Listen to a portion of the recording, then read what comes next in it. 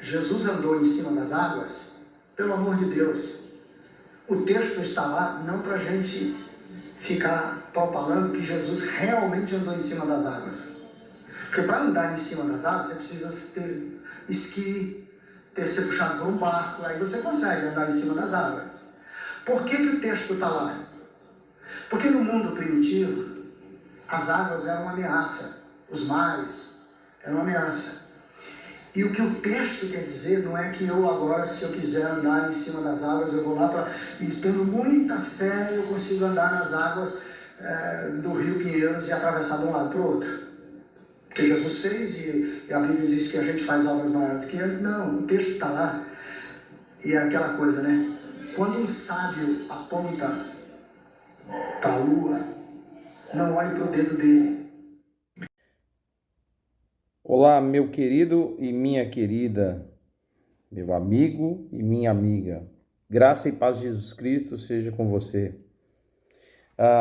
Você que está aqui pela primeira vez no canal Degustação Teológica, seja muito bem-vindo. Eu sou o pastor David Domenicali, da Igreja Batista Fraternidade, e uso esse canal de modo muito simples, obviamente, para levar até você algo que seja importante, relevante, né, e que sirva para a sua reflexão, que sirva para o seu crescimento no sentido espiritual, no sentido de conhecer mais e no conhecer mais, né, querer se aprofundar nas questões bíblicas e teológicas. Por isso o nome do canal é Degustação, é apenas uma degustação teológica. Mas o canal também aqui tem vídeos dos quais servem para nos alertar em relação à nossa vida com Deus, para que possamos vigiar e não cair nos engodos do mundo, nos engodos dos homens e principalmente não cairmos nos engodos de Satanás, ok? Pessoal, eu comecei o vídeo mostrando aí um trecho de uma das falas do pastor Ricardo Gondim. Ricardo Gondim, que era uma das vozes muito importantes entre os anos 80, principalmente entre os anos 90, né, a década de 90, e até o início dos anos 2000, né, até uns 2005. Ricardo Gondim foi aí uma voz muito importante, né, no meio evangélico, e fazia a diferença, porque ele sempre foi muito equilibrado. Ele que vem, né, de uma tradição presbiteriana, depois migrou para o pentecostalismo, né, para as Assembleias de Deus, e fundou a igreja Betesda, né, da qual ele é pastor até hoje. O Ricardo Gondim, que era palestrante também, é professor, creio que até hoje em seminário teológico, né? É um homem de muito conhecimento, né? Mas que, como muitos outros, né, vem caindo, né, naquilo que nós chamamos de teologia liberal, né? Há muito tempo, já há muito tempo, o Ricardo Gondim vem bebendo, né, se alimentando da fonte da teologia liberal, assim como outros vêm fazendo, né, como é o caso do próprio Caio Fábio. Eu tenho um outro vídeo falando sobre algumas falas, né, comentando algumas falas do Caio Fábio, ex-pastor Caio Fábio, que também veio de uma tradição presbiteriana, né, que foi um grande pregador, né, dos anos 80, anos 90, depois sucumbiu aí, né? E esses homens vêm espalhando muitas heresias, entendeu? E bebendo na fonte da teologia liberal, que se opõe completamente à teologia ortodoxa histórica, é uma desgraça para a igreja, porque há pouco espaço para a fé na teologia liberal, tá entendendo? Se envolve muito, as pessoas se envolvem muito com o relativismo, né, com a teologia filosófica existencialista, e aí complica, né, porque isso não tem nada a ver com a fé, tá? São formas de interpretação que se usa muito mais o método alegórico do que o método literal de interpretação. Eu vou falar um pouco disso com vocês, tá? Então, na fala do Ricardo Gondim, você vê que ele aí já mostra que os milagres da Bíblia são relativizados e que nem tudo que a Bíblia relata como milagre é de fato um milagre, mas são figuras de linguagem, são símbolos, né? São alegorias, você entende? Seguindo a linha de Rudolf Bultmann, né? Que é muito conhecido pela teologia liberal, quando ele fala sobre tirar os mitos da Bíblia, né? Rudolf Bultmann foi um teólogo que era diácono luterano, mas foi um grande teólogo no meio acadêmico, porém totalmente liberal, né? Da teologia liberal, e marcou aí o século XX, né? Com grande força, né? Influenciando muitos outros teólogos, apontando mitos para a Bíblia, e que ou seja, dizendo que a Bíblia tem muitos mitos. Inclusive, o Rudolf Bultmann chega ao ponto de dizer que até a ressurreição de Jesus, né, não era literal. Jesus de verdade não ressuscitou aqui em carne e osso mesmo, mas é um outro tipo de ressurreição, e aquilo ali não deve ser lido de forma literal. Ou seja, os caras vão dizendo que tem coisas que ali precisam ser interpretativas, né, simbólicas, e não necessariamente verdadeiras, verídicas. E isso é um absurdo, porque é como se limitasse o poder de Deus, né? E de certa forma, isso aí seca a fé de uma pessoa. Sendo que o próprio Jesus afirma que para Deus nada é impossível, não é verdade? E o Ricardo Gondim, ele vai nessa aí, ele vai dizendo que Jesus não andou sobre as águas, mas as águas representam o desafio, as ameaças, né, enfim, tal. Então Jesus estava dizendo o seguinte: vocês precisam vencer as ameaças.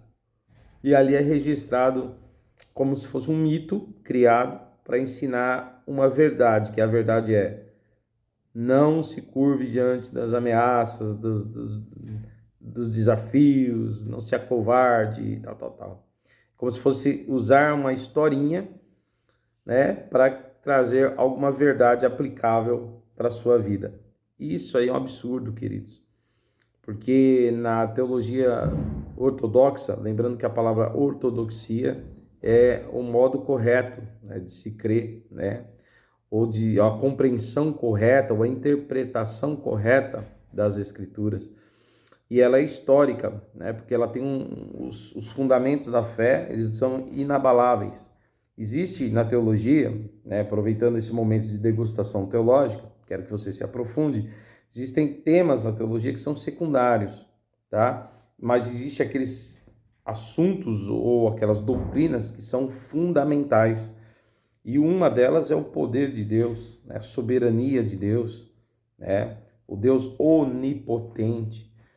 Ele pode qualquer coisa, para ele nada é impossível, tá? Então foi assim que foi gerado Jesus no ventre da Virgem Maria, né? Uma virgem que gerou, né, dando à luz a um menino que é na verdade o Cristo encarnado, né? Que é na verdade o Deus encarnado, né? E a segunda pessoa da Santíssima Trindade, né, foi gerada no ventre de Maria, ainda virgem, e ela deu à luz ao Salvador do mundo, né? Que inclusive Jesus, né, na teologia histórica, né, e ortodoxa, tem duas naturezas.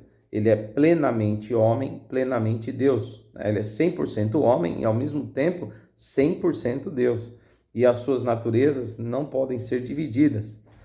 Isso é importante a gente saber, tá? Então, é um absurdo. Se você for olhar por esse critério de relativizar as coisas, daqui a pouco se duvida até mesmo do nascimento de Jesus, sendo Maria ainda virgem, né? Porque isso também é um absurdo. Assim como andar em cima das águas é um absurdo, mais absurdo ainda é Deus encarnar, né? Numa pessoa, né? Deus se tornar carne, aliás, né? E ser gerado no ventre de uma mulher, né? E vir ao mundo para morrer por pecadores.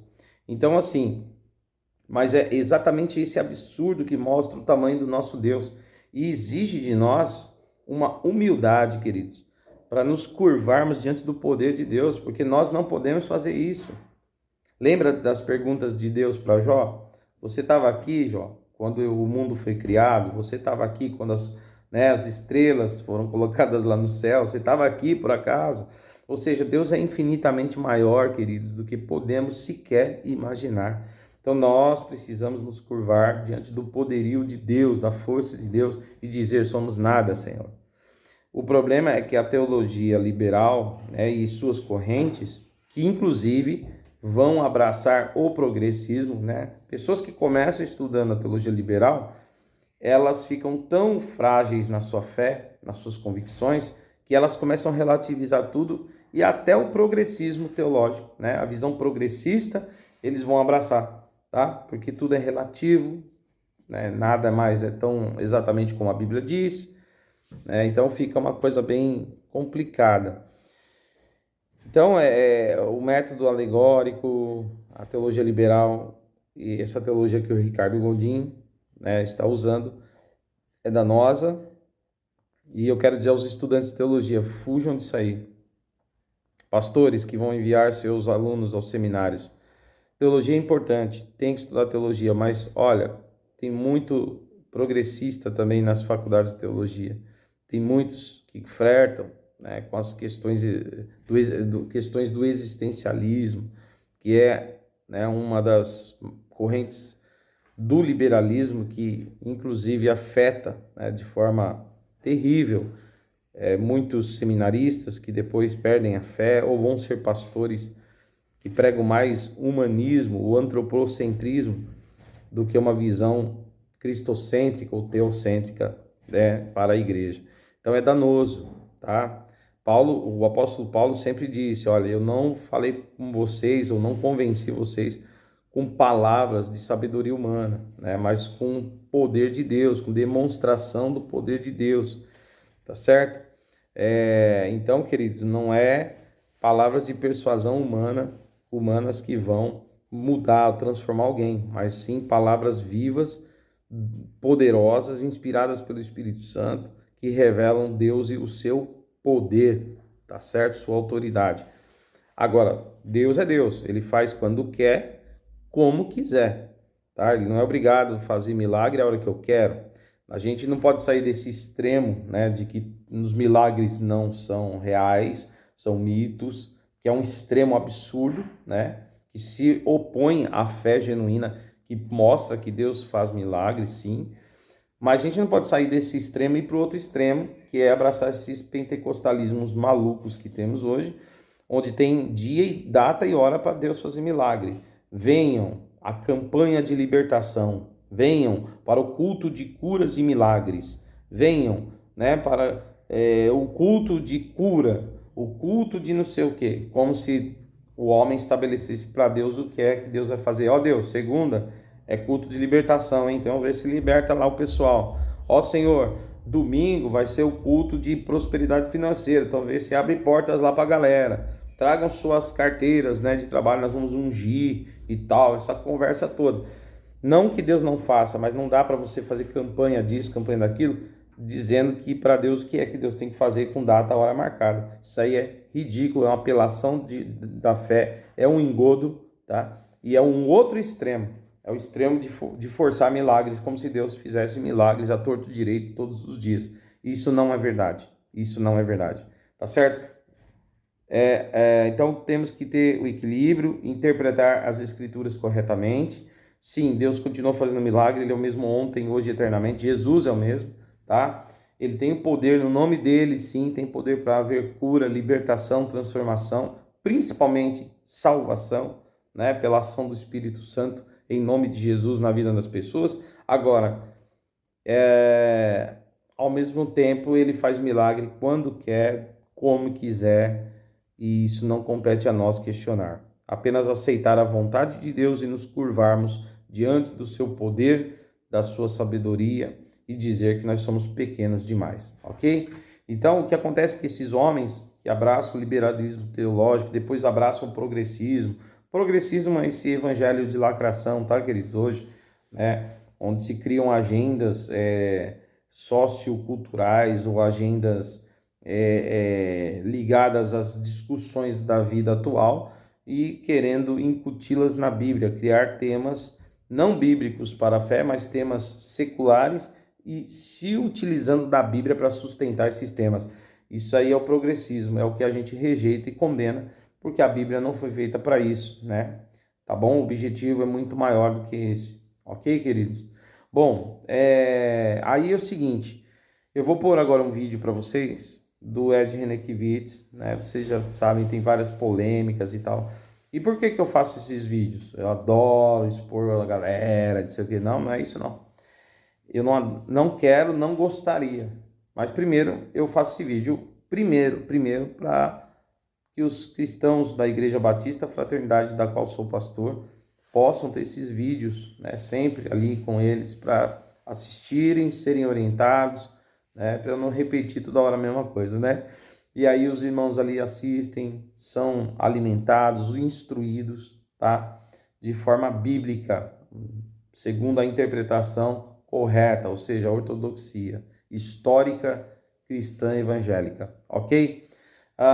E não se percam, né, diante de falácias e mentiras desse liberalismo teológico e desse progressismo teológico que muitos têm abraçado, tá? Porque eles não querem ser chocados ou confrontados com a palavra de Deus, que prega transformação, que prega renúncia principalmente, né? Mas eles querem o evangelho conforme o apóstolo Paulo disse que haveria, né, de acontecer isso. Quando ele escreve a epístola a Timóteo, ele vai dizer, olha, você permanece na sã doutrina, hein? Fica firme aí nessa sã doutrina, porque vai aparecer um tempo aí que muitos, né, irão querer ouvir mestres, né, segundo as suas próprias paixões, segundo as suas próprias vontades, vão amontoar sobre si, para si, doutores, mestres, né, que ensinam aquilo que eles querem ouvir, aquilo que massageia, né, o ego humano, que alimenta as vontades humanas, né, em detrimento da vontade de Deus, que vai totalmente no oposto do que o próprio Cristo ensina, que é, quando Jesus vai para o Getsemane, a gente sabe, ele está em agonia, em oração, logo ele sabe que será preso e entregue para ser crucificado, ele passa um momento de agonia,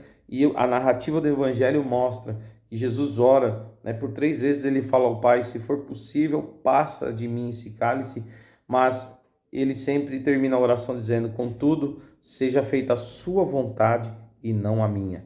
Queridos, a igreja não pode dizer para Deus qual é a vontade do homem.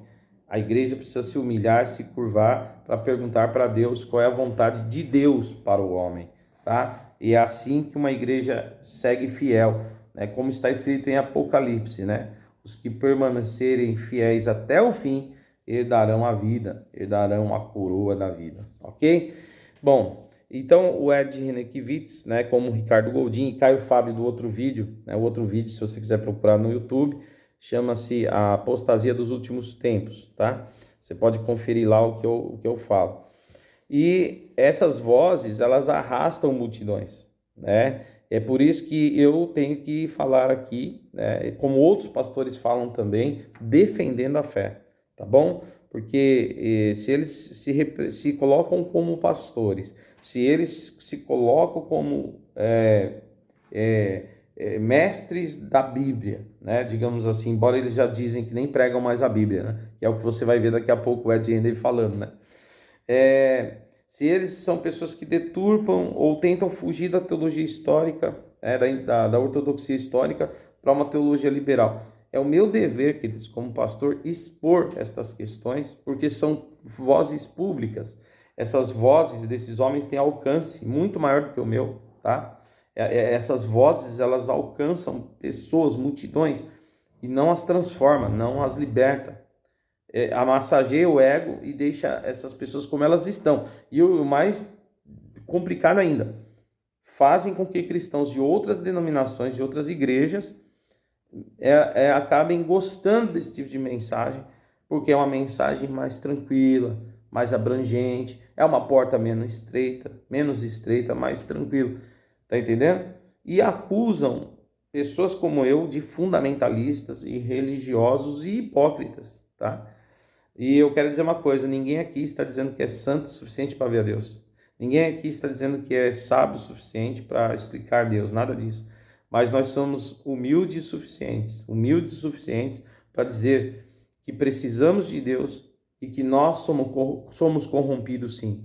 E precisamos da misericórdia do Senhor sim, mas que esse Deus misericordioso nos deu o Espírito Santo, o Paráclito, o Auxiliador, o Ajudador, para nos levantar, para nos transformar, tá certo? E gerar em nós o caráter de Cristo, tá? Sem transformação não há evidência de salvação, tá bom? A transformação, aliás, a salvação, ela é o principal, né, que acontece na vida do ser humano. É a regeneração, o novo nascimento para ser transformado numa nova criatura. O novo nascimento é isso, tá? Mas o que prova que houve um novo nascimento são os frutos que vêm depois, porque o Espírito Santo, ele inicia em nós, após a regeneração, né? Ele inicia em nossas vidas o processo de santificação. Ele vai nos libertando dos nossos pecados e gera em nós um temor que nos leva ao arrependimento, e se necessário, ao arrependimento diário, tá certo?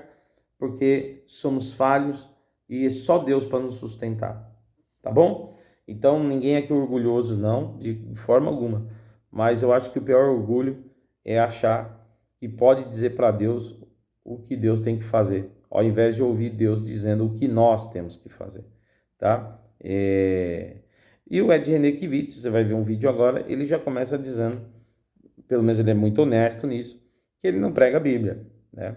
Ele não prega a Bíblia. Olha esse vídeo aí. Que é o seguinte, eu sempre digo aos pastores, os pastores da IBAB, por exemplo, aos pastores jovens que são meus alunos, meus seguidores, eu digo, olha, nós não somos professores de Bíblia, nós não ensinamos Bíblia, nós ensinamos a viver, nós ensinamos a seguir a Jesus, é isso que a gente ensina a fazer família, a gente ensina a fazer casamento, a gente ensina a usar dinheiro, a gente ensina a usar o tempo, a gente ensina a usar o corpo, a gente ensina a fazer relacionamento, é isso que a gente ensina. Fazer política, fazer sociedade, fazer carreira profissional, é isso que a gente ensina. A gente não ensina a Bíblia. Bom, você viu aí o Ed René falando, eu não prego Bíblia. E eu falo para o pessoal da IBAB aqui que nós não somos professores de Bíblia, nós ensinamos Jesus. E aí eu entro naquela velha discussão. Cara, como é que você não ensina a Bíblia se você fala que ensina Jesus? E como você quer ensinar Jesus se você não ensinar a Bíblia? Porque as palavras de Jesus, primeiro, estão na Bíblia. Não dá para pregar Jesus sem Bíblia. A Bíblia Sagrada, palavra de Deus revelada e inspirada pelo Espírito Santo, é nela que contém os ensinamentos de Jesus, a história e a vida de Jesus, a obra de Jesus. Sem a Bíblia, você não tem Jesus para pregar, ok? Não que Jesus está preso nas páginas da Bíblia, calma aí. Jesus está entre nós, está vivo, ressurreto, inclusive voltará, né, para estabelecer o seu reino que não terá fim, tá certo? E nos trará salvação plena, né, nos livrará de uma vez por todas do pecado, teremos um corpo transformado e vida eterna com Ele. Então Jesus está em nós, está vivo, o Espírito Santo, inclusive, foi derramado sobre as nossas vidas, nos faz ter a presença de Jesus. Agora, o próprio Jesus, né? O próprio Jesus usou as Escrituras no seu tempo. Quando Jesus veio ao mundo, né?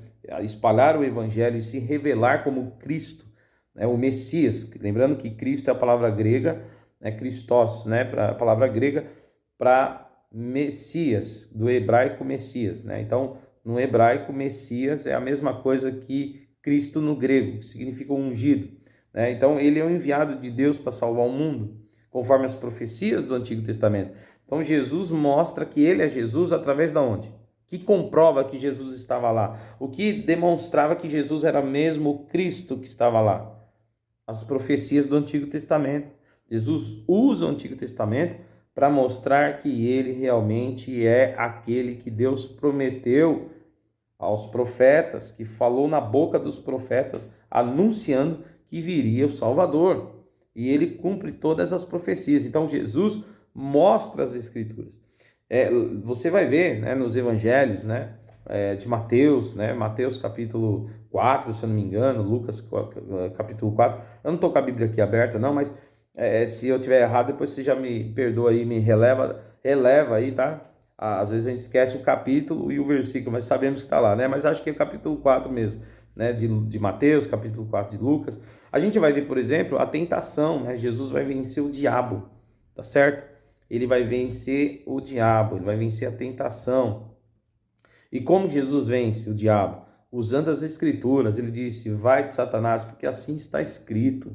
Então Jesus usa as Escrituras para mostrar, né, que ele é fiel à vontade de Deus revelada nos escritos do Antigo Testamento e, ao mesmo tempo, ele é o Cristo que cumpre as profecias anunciadas também nos escritos do Antigo Testamento. Então, a Bíblia, ela é ratificada, ela é valorizada pelo próprio Jesus.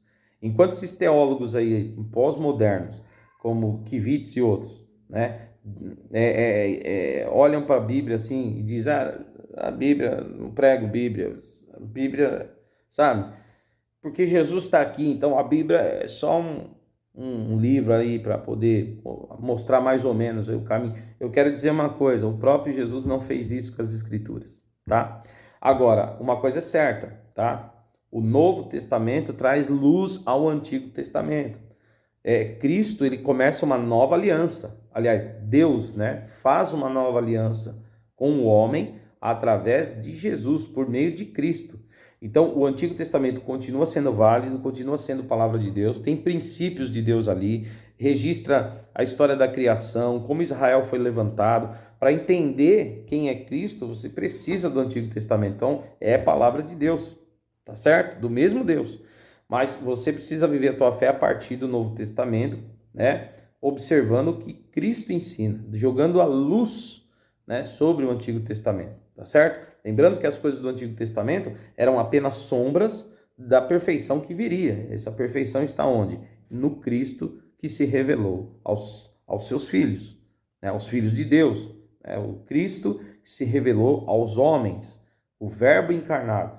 Como diz João capítulo 1, no Evangelho de João capítulo 1, que ele se fez homem e habitou entre nós, e vimos a sua glória, a glória do unigênito de Deus, tá certo? Bom, então, queridos, então tem muita coisa que o Novo Testamento ele vai mostrar que não precisa mais ser observado, aquilo que era do Antigo Testamento não precisa ser mais observado, né? Tem várias situações que o Senhor Jesus ele mostra que agora é uma nova aliança, né? Por exemplo, os rituais do judaísmo, por exemplo, né? Aquela cerimônia de entrar lá no lugar santíssimo, né? Que só o sumo sacerdote podia falar com Deus, né? Apresentar o povo, fazer mediação entre Deus e o povo. Jesus vai mostrar que ele agora é o novo caminho, né? Quando Jesus está na cruz e ele falece na cruz, ele diz: Pai, entrego em tuas mãos o meu espírito, está consumado. A Bíblia nos relata, o Novo Testamento nos relata, que Deus responde do céu e rasga o véu, né? Aquele véu que separava o lugar santíssimo dos demais lugares, de cima para baixo. É Deus rasgando, dizendo: agora não tem mais esse aqui, ó. Agora quem quiser chegar até mim, vá até meu filho. Olhe para a cruz, tá certo? Jesus, conforme Paulo diz a Timóteo, né? Na epístola de Timóteo 2,5, ele vai dizer o seguinte, que existe um só mediador entre Deus e homem, Jesus, homem, tá certo? A epístola aos Hebreus fala muito que Jesus ele é agora esse sacerdote eterno, né? Segundo a ordem de Melquisedeque, ele é o sumo sacerdote. O apóstolo Pedro vai escrever na sua epístola também, né? Que Jesus ele é o sumo pastor, tá certo? Então, queridos, nós vamos ver que essa função agora, né, de fazer mediação entre Deus e o homem é de Cristo. É por isso que nós oramos em nome de Jesus, expulsamos os demônios em nome de Jesus, curamos em nome de Jesus, porque sem Ele nada podemos fazer. Ele mesmo disse, sem mim nada podeis fazer. Porque é só por meio do nome dele, do que ele fez na cruz, é que nós temos a autoridade que temos.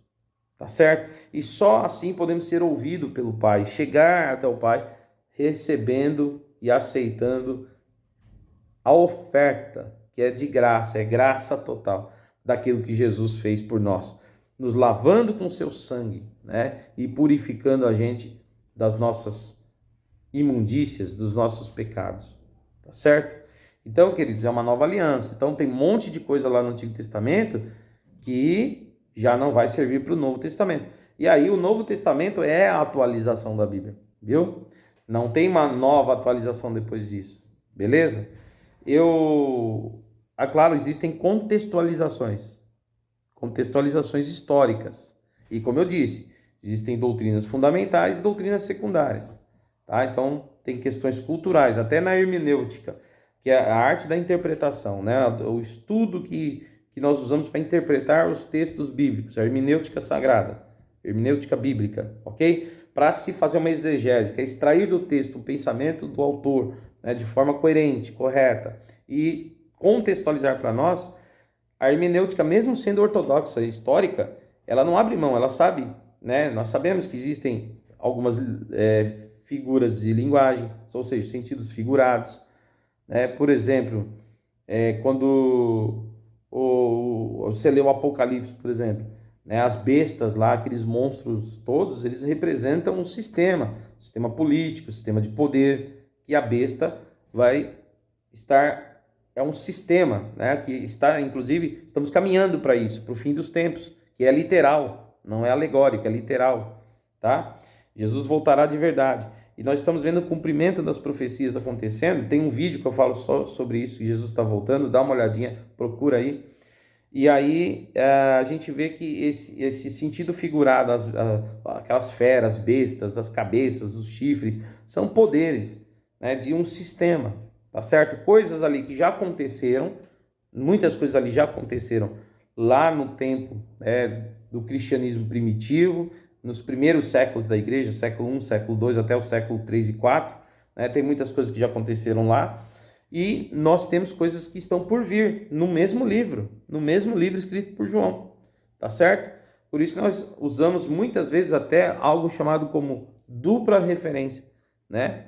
Que é o mesmo caso de Mateus 24, quando Jesus fala da perseguição que viria sobre os judeus, que aconteceu naqueles tempos, né? O ano 70 lá, Jerusalém foi invadida, destruída, né?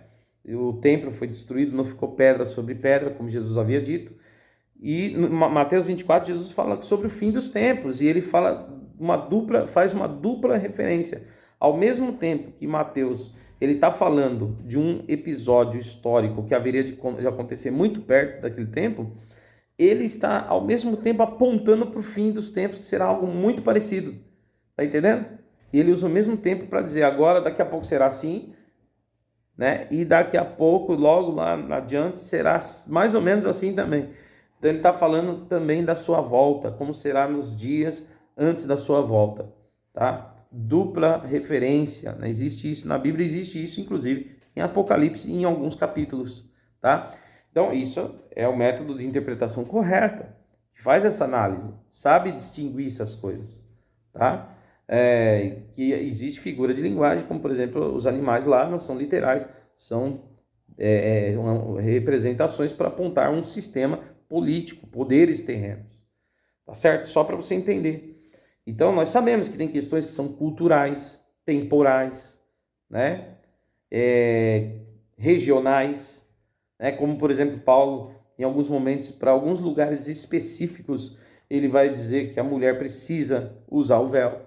E depois você vai ver que isso está ligado à cultura e não ligado à doutrina diretamente, tá? Então, essas distinções, todo teólogo ortodoxo, tá certo? ele já faz essas leituras, que a escravidão lá nos tempos de Paulo era algo comum, não que Deus aprovasse, mas era o comum na sociedade, e que hoje, na nossa cultura, já não é mais. Isso já está muito claro, queridos. Né? Na nossa cultura ocidental, né, nós temos essa visão hoje de que a escravidão não é algo que Deus aprova, não é algo bom para o homem, tá certo? Por outro lado, nós temos um sistema onde você trabalha pra caramba, né, paga um monte de imposto, né? De certa forma, o governo arranca o seu dinheiro de forma legalizada, né? Você trabalha muito e recebe pouco. Isso, de certa forma, é uma liberdade, entre aspas, né? Você não pode fazer o que quer com todo o seu dinheiro. Você é obrigado a pagar taxas, impostos, principalmente aqui no Brasil, né? Deus aprova? Não, mas é o que a gente vive, né? Tem taxas injustas. Você acha que Deus aprova taxas injustas? Você acha que Deus aprova um monte de taxa que você paga aqui? Absurdos, absurdos. Dizem os especialistas, os economistas aí, que até quase o meio do ano, pelo menos os primeiros 6 meses, você está trabalhando só para pagar imposto. E o que você realmente recebe para ter mesmo dinheiro é o que você ganha do segundo semestre para frente do ano. Não é um absurdo uma coisa dessa? Não é quase uma escravidão? Consentida? Pois é, aquela sociedade lá antigamente vivia as coisas mais com naturalidade, como nós vemos hoje isso com naturalidade. Tá certo? Não quer dizer que Deus aprova, mas é o mundo dos homens. Por isso que nós aguardamos o reino de Deus, que será perfeito, né? Será justo, terá equidade verdadeiramente. Tá? Não é aquela lá da Revolução Francesa, não. É um reino de justiça verdadeiramente, onde não haverá mais corrupção, não haverá mais morte, dor, não haverá mais tristeza, rancor e coisas do tipo. Mas seremos regidos pelo Senhor. Esperamos esse dia. Tomara que você abrace a fé ortodoxa e tenha sua esperança no mundo que Jesus trará e não no mundo que os homens estão construindo, porque o homem é pecador e não pode construir nada de bom. Tá? Ele pode tentar, ele tenta, mas ele não consegue, porque tem a corrupção e o pecado inserido. Tá bom? Então, o Ed Renekiewicz, ele fala, eu não prego a Bíblia, blá, blá, blá, e nós já sabemos disso, né? Tá certo? Mais uma besteira que a gente escuta aí o Kiewicz falar agora, tá aí na questão ele vai relativizar, né? Ele vai relativizar se Deus realmente está no controle. Ele não fala isso com todas as palavras, tá, pessoal? Você precisa entender, né? Tem coisas que eu falo nas entrelinhas. Eu não preciso... por exemplo, você quer ironizar alguém, você não precisa ofender a pessoa. Você pode até ironizar uma situação e se ela entender, ela vai compreender que você está, de certa forma, desprezando essa pessoa. Com a ironia, tá? Com sarcasmo. Por exemplo, tá? Não é o caso do que o Ed fez aqui, mas estou falando que existem formas de você fazer coisas sem ser com palavras diretas, porque se precisar você dá uma escorregada, entendeu? É o que o Ed faz, é o pastor Sabão, pastor Sabonete. Fala as coisas nas entrelinhas para você entender, mas caso você não entenda, beleza. Mas é para você entender. E aceitar. Agora, quando uma pessoa entender e não aceitar, vem pressionar e falar, não é bem assim, não foi isso que eu disse. Eu não disse isso, eu disse assim, ó. E aí ele dá aquela balançadinha ali, entendeu? Embora, ultimamente, ele anda falando as coisas mais diretamente. E é bom mesmo sair do armário, né? E já mostrar quem é, não é verdade? E não ficar aí tentando aí fazer uma teologia em cima do muro, né? E agora escuta o que ele vai falar. Ele vai trabalhar a questão de o quanto Deus está no controle, nas entrelinhas ele vai falar isso. E quem põe os reis na terra, o homem ou Deus? É complexo? É complexo, mas escuta o que o Ed Renekiewicz fala, presta atenção. Nós temos que nos submeter a toda a autoridade civil que foi posta por Deus.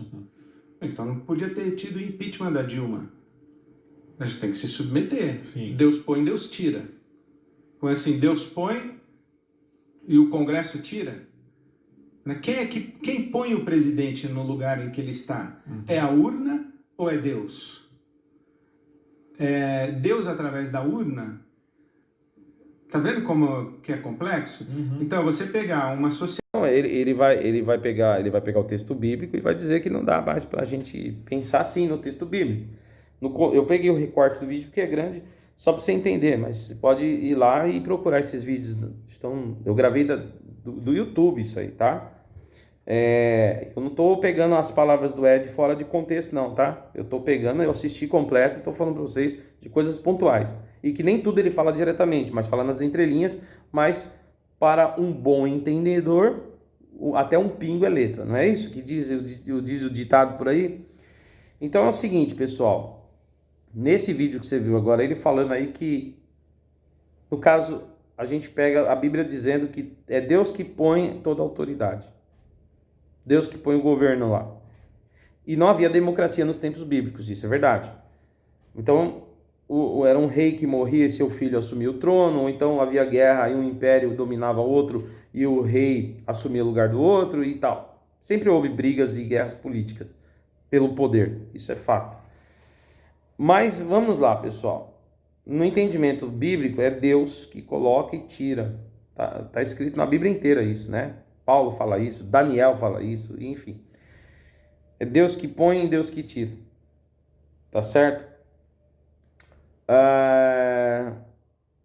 E aí entra a questão do relativismo. Porque você chega na democracia, o povo elegeu a Dilma, caso as urnas não tenham sido fraudadas, né? A Dilma ganhou a eleição, estou falando da Dilma Rousseff lá atrás, já faz um bom tempo já, né? Ela assume o poder, ela é eleita, fica 4 anos, depois é reeleita e a catástrofe, né? O problema que foi gerado nos cofres públicos pela má administração petista levou ao quê? Levou ao impeachment. Claro que tinham outros interesses políticos que contribuíram para o impeachment dela, óbvio, tá? Mas tinha coisa errada também, senão não teria material suficiente, né, para fazer um impeachment da Dilma, ok? Se teve impeachment é porque tinham material suficiente para tirar a Dilma do poder. Muito bem, aí foi feito o impeachment. Aí o que o Ed Renekiewicz coloca? Se foi Deus que colocou a Dilma, por que o Congresso tirou? E quem colocou a Dilma? Foi os eleitores através da urna ou foi Deus? Ou é Deus que usa a urna? Então ele fala, é muito complexo, entendeu? Para a gente pegar esse texto e começar a pregar ele, que é Deus que põe, é Deus que tira. É como se falasse assim, ó, é um entendimento humano, isolado, e a gente não deve usar isso como fala mais num púlpito. Entendeu? Porque é como se falasse assim, ó, isso aí é uma cabeça do Paulo numa outra sociedade, num outro entendimento, numa outra cultura. Então, é como se falasse assim, é que o Ed não é direto. O que ele quer dizer é o seguinte, mano, pega os textos que você acha que não servem mais, pega assim, uma caneta, um lápis e risca os textos que você acha que não servem mais. É isso que ele está querendo dizer, embora não falou com todas as palavras. Porque tem textos que ele diz que não dá para usar mais. Como eu já falei agora há pouco, lógico que na própria hermenêutica você vai trazer interpretações. Tem coisas que são culturais, galera. Como o véu, o uso do véu é cultural. Eu sei que tem um pessoal aí que quer bater na tecla dizendo, não, pastor, não é cultural, não, é doutrina. Não, não é cultural. E um dia eu posso fazer um vídeo só falando para vocês sobre o véu. O uso do véu, das mulheres usando o véu na cultura, né, lá do Novo Testamento, em alguns lugares, porque não era padrão. Eu posso falar isso, tá? Mas não é o caso, por isso que eu não vou me aprofundar aqui. Mas era cultural, sim, tá? Você pode pegar, por exemplo, questão do sábado. Você pode pegar que em Cristo há uma mudança nessa questão do sábado, tá certo? Você pode pegar um monte de textos, né, do Antigo Testamento, como é o caso do ritual, onde lá no Antigo Testamento precisava ter um sumo sacerdote que fazia mediação entre o povo de Israel e Deus, e que agora vem Jesus e acaba com esse sistema, né? E com todo respeito aos judeus, à religião judaica, mas sou cristão, então é isso que a minha fé ensina, é isso que diz, que Jesus veio, se revelou ao mundo para salvar o mundo dos seus pecados, e ele é então o único caminho, a única chance do homem se chegar a Deus. Não é por isso, não é à toa que Jesus disse em João 14,6: eu sou o caminho, a verdade e a vida. Ninguém pode ir ao Pai a não ser por mim. Jesus é esse novo caminho, tá? Então, você vê que tem coisas que a própria hermenêutica, né, a interpretação, o estudo teológico já define, e tem coisas que já não são cabíveis no Novo Testamento, querido. Já está claro, tá? Agora, da onde o Ed Renekiewicz tira uma interpretação de que não é Deus que coloca as pessoas no poder? Com qual autoridade? Apenas pelo próprio intelecto? Pela própria razão? Se eu ir pela própria razão, eu repito o que eu já falei lá atrás, se eu ir pela própria razão, eu paro de crer em Jesus. Porque como é que eu vou crer em alguém que nasceu de uma virgem? Se cientificamente é impossível um homem nascer de uma virgem. Só Deus pode fazer isso. Inclusive Maria questiona, eu não tenho marido, eu não conheço José, sou virgem, como que vai nascer de mim um garoto, um menino? E aí o próprio Deus, né, o Espírito de Deus, né, o mensageiro ali, né, aliás, o anjo Gabriel que levou a mensagem para Maria, ele vai dizer para ela, o que vai acontecer com você é a obra de Deus. Vai vir sobre você o poder de Deus, o poder do Altíssimo virá sobre você. O Espírito de Deus vai gerar em você o Salvador do mundo. Então, queridos, eu preciso crer. Se eu posso crer que Jesus nasceu da Virgem Maria, Jesus morreu pelos meus pecados, ressuscitou no terceiro dia, subiu, ascendeu aos céus e diz que voltará, que me deu o Espírito Santo, glória a Deus por isso. Como que eu não vou acreditar que é Ele que coloca e tira os reis ou presidentes ou governos da terra? Agora, dizer se dá para entender como Ele faz isso? Não, querido, não dá para entender. É aí que eu tenho que me humilhar. Eu não sei como que é, não sei te explicar, mas se a Bíblia me revela isso, eu creio na soberania de Deus. Se fosse assim, porque se não fosse assim, nós estaríamos limitando Deus, diríamos que a história está perdida nas mãos dos homens e ele não tem um controle da história. Diríamos então que nós estamos aí, Alá vão ter, né? Tipo, Deus está dormindo, um dia vai acordar, vai vir só para buscar a gente. Enquanto isso, o mundo está aqui sozinho, rodando.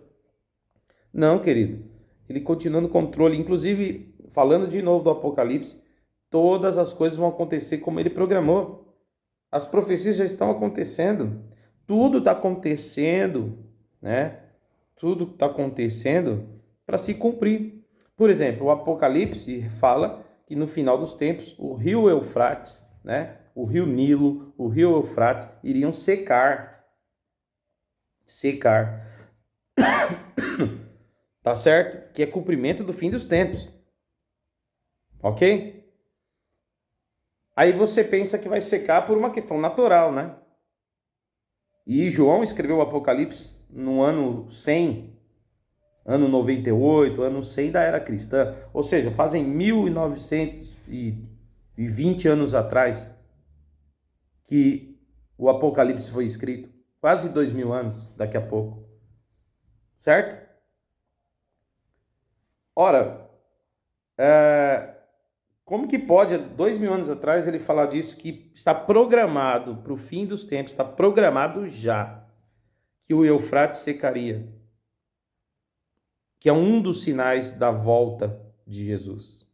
E agora nós estamos vendo o rio Eufrates secar, o Nilo.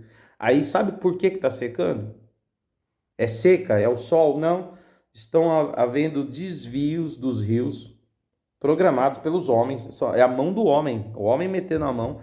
Estão fazendo desvios dos rios e vários trechos que são rios imensos, né? Importantes em toda a história da humanidade, lá no Oriente, né? E esses rios estão secando, tá certo? Por desvios que estão fazendo no seu curso. Então tem trechos que estão em seca, né? Trechos que chegam a quilômetros onde você pode atravessar andando sem água, andar com o pé no chão mesmo, assim, na terra. Estou gravando esse vídeo em agosto de 2023, a informação é atual. Mas está cumprindo o que João profetizou há 1900 anos atrás. Por quê? Porque foi Deus que deu essa revelação. Deus está dizendo, ó, eu já programei para o fim que o Eufrates vai secar.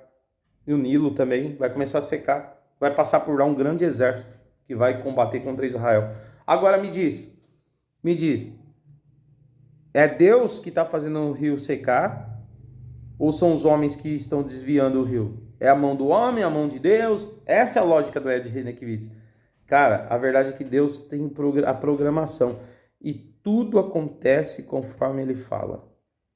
Então, sim, é Deus que faz as coisas acontecer. Inclusive, é Ele que permite, ou às vezes é Ele mesmo que coloca quem Ele quer no poder. Porque Ele é Deus. Agora, os meios que Ele faz isso está no seu poder, na sua onipotência, na sua onisciência, certo? E nós não somos onipotentes, queridos, e nem oniscientes. Por isso que eu não sei dizer como Ele faz. Mas eu posso afirmar que Ele faz. Porque Ele é Deus. Tá? Então, Ed Renekiewicz, eu não relativizo. A Bíblia diz que Deus tira e Deus põe, Deus dá vida, tira a vida, Deus põe no trono, tira do trono. Eu creio desta maneira e vou crer assim até o fim. Como Ele faz, dentro da minha lógica humana, nunca vou alcançar esse entendimento. Eu apenas preciso crer, querido. A fé não é você ter uma explicação lógica para tudo. A fé é você crer em coisas, inclusive, que são ilógicas para você. Uma cura de um câncer, por exemplo, milagrosamente, é uma coisa ilógica para você. É ilógico para a medicina. Mas é Deus agindo. Tá entendendo? O que Deus faz nos bastidores? Você sabe de quantos livramentos Deus te deu? Foi você que dirigiu direitinho na estrada ou Deus que te guardou para você não morrer? Né? Então a gente precisa sempre pensar que tem um Deus que está agindo e nós nem sempre vamos ver, mas podemos saber que Ele está lá, trabalhando, sustentando. E se você morrer porque Ele quis, se você viver porque Ele quis, e Deus está no controle de tudo. Claro que tem escolhas humanas, claro que tem colheitas que nós plantamos e colhemos, porque o próprio Deus avisa isso. Se você plantar, você vai colher. Mas acredito nas intervenções divinas. Eu acredito nas intervenções divinas o tempo todo. Inclusive, a maior intervenção dela é aquela que diz que a causa, o motivo de não sermos destruídos ou consumidos são as misericórdias do Senhor, que não tem fim. Isso por si só já é uma grande intervenção, tá certo? Vou falar de um próximo vídeo e encerrar. O próximo vídeo que você vai ver é universalismo. Para o Ed Renekiewicz, ninguém vai ser condenado, ninguém vai para o inferno. Nem ateu, nem pessoas do candomblé, nem pessoas do judaísmo, nem pessoas do islamismo. Você pode ter a fé que você quiser ou não ter fé nenhuma. Você pode ser até mesmo um cristão, mas que não vive a fé de forma certa, um incrédulo dentro da igreja. Você pode ser um adúltero, você pode ser um pecador, assim, entregue ao pecado sem arrependimento. Você pode fazer o que você quiser, no final, Deus vai salvar todo mundo. Escute isso, porque o Ed entende que o Senhor Jesus morreu e pagou o preço do pecado de Adão.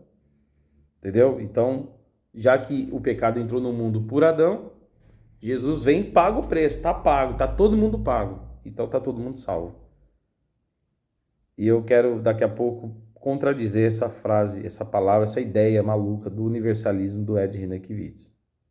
Veja o vídeo. Seu favor. E, portanto, eu não consigo crer num Deus que está limitado a uma tradição religiosa, a uma etnia, a uma cultura, a um espaço-tempo. O Cristo é universal. Se nós estamos afirmando que há um só Deus, Criador dos céus e da terra, que se revela na pessoa de Jesus de Nazaré, dando-se em resgate redentor pela sua criação, ninguém pode ficar de fora. Na chamada neo-ortodoxia de Karl Barth, esse teólogo do século XX, considerado talvez o maior teólogo do século XX, Karl Barth, ele fala algo interessante aqui. O madeiro da cruz de Cristo não pode redimir menos do que o madeiro da árvore do conhecimento do bem e do mal pôs a perder. Que a obra de Cristo não pode ser menor do que a obra de Adão. Então, se você quiser buscar versículos na Bíblia para justificar uma teoria de salvação, você vai encontrar e vai conseguir construir várias teorias, mas se você buscar a lógica sistêmica da Escritura, que fala de um Deus amor, não faz o menor sentido. Por exemplo, o que você acharia de um ser humano que pegasse uma criancinha de 2 anos de idade, acendesse um forno a lenha de pizza e colocasse essa criança lá dentro? Nem ser humano é essa pessoa, né? É uma aberração, né? Então, mas algumas pessoas acreditam que Deus faz isso com seres humanos.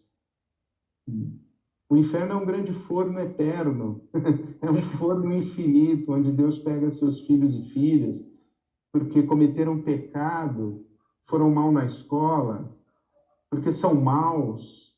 Né? Nós não temos coragem de fazer isso com os nossos filhos, nem mesmo quando eles praticam a maldade ou são maus. Mas nós acreditamos que Deus faz isso com os seus filhos e filhas e com a sua criação. Quer dizer, essas imagens já não me dizem mais sentido. Agora, se você perguntar para mim se eu acredito em inferno, eu acredito em infernos existenciais. Eu acredito em ausências da experiência divina. Acredito em ambientes onde o ser humano dá as costas para Deus e absolutiza a sua própria vontade, o seu desejo, e acaba sendo destrutivo para consigo mesmo, autodestrutivo e destrutivo para conquistar a sua volta. Então eu acredito nisso. Jesus falava do inferno como o Guiena, o vale de Guinom, o lixão de Jerusalém. E Jesus adverte, né? Cuidado que você vai para o lixo. Né? Cuidado que a sua existência vai ser desperdiçada e você vai para o lixo. Mas eu não acredito que isso seja uma referência a uma condenação eterna e que Deus faria isso por um ato de melindre de uma divindade contrariada. Esse Deus não fala comigo, e eu não acredito que foi o Deus que Jesus Cristo revelou como Pai dele e nosso. Bom, queridos, nesse vídeo, como você viu, o Ed René, então, ele mede Deus pelo conceito humano. Esse é outro equívoco dos homens, né? Você querer medir o que Deus pensa ou o que Deus é através da sua lógica ou da sua ética. A minha ética tal, então eu nivelo Deus por meio da minha ética. Do jeito como a leitura que eu faço do mundo é assim que eu leio, faço a leitura de Deus, interpreto Deus. Isso não está correto. Isso não está correto. Deus, o Pai, entregou seu Filho, Jesus, para morrer por todos os pecadores. Nesse sentido, a salvação é universal, com certeza. Porque Jesus morreu por todos os pecadores do mundo. Isso é verdade. Não vou entrar aqui na questão calvinista, né? Ele morreu só para os eleitos, né? Que seria a expiação limitada, né? Mas eu quero aqui abraçar um pouco, você um pouco arminiano aqui, de que a salvação ela é expandida a todos, mas tem critério.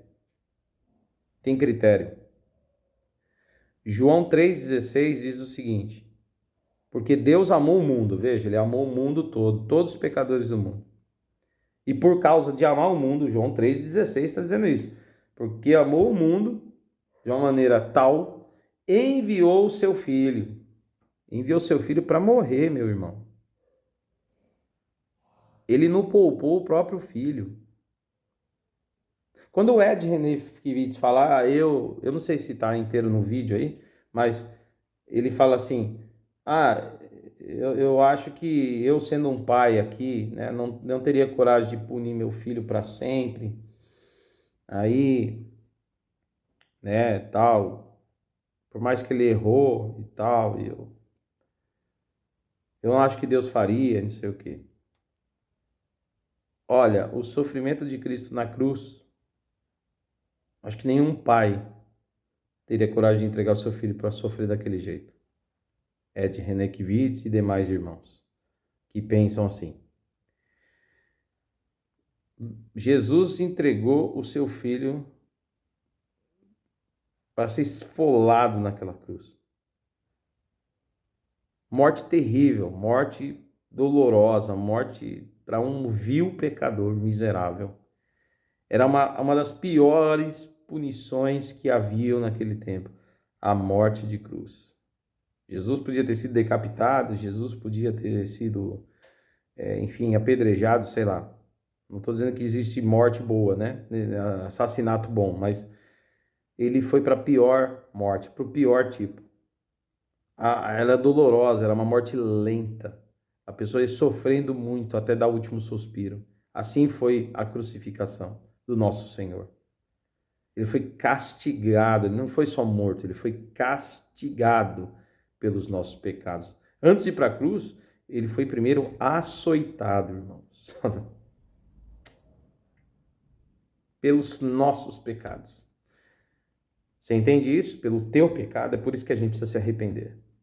É por isso que a gente precisa pedir misericórdia a Deus e dizer, Deus, eu não brinco com aquilo que o Senhor fez por mim.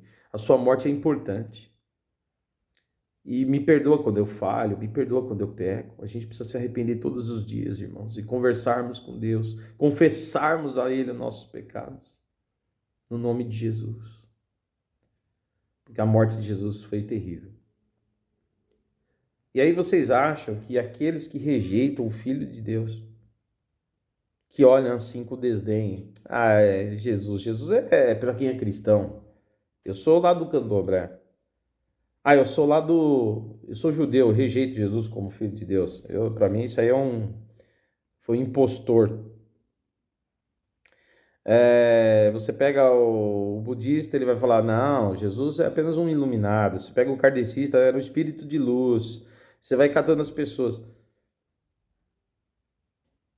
E quem não crê em Jesus, no seu sacrifício, irmãos, será condenado.